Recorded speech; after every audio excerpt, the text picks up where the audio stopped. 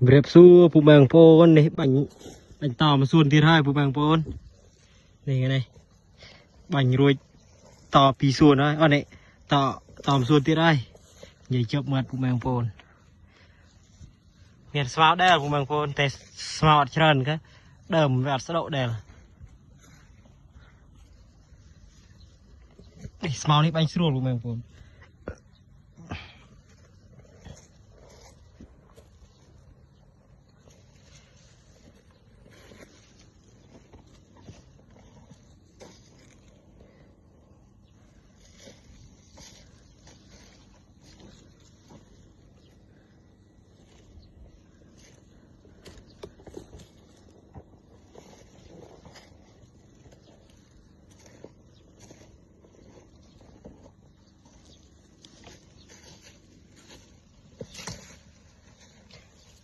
đờm từ lúc đờm xuân phụ bằng phôn đờm giáp thì đi à xuân muôn mình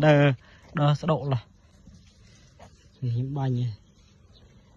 thì cái bánh làm cho anh phụ bằng phôn tôi chỉ chườn chứ bây giờ mình đây chén bộ thầu rồi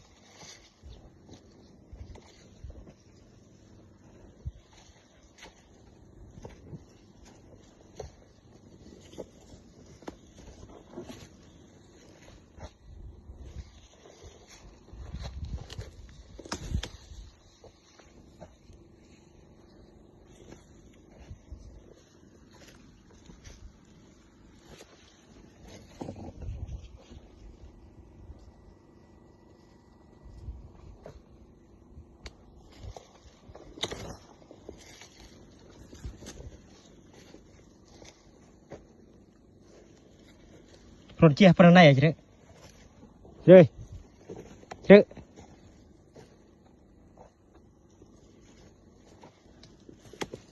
để bánh nó mới tiệt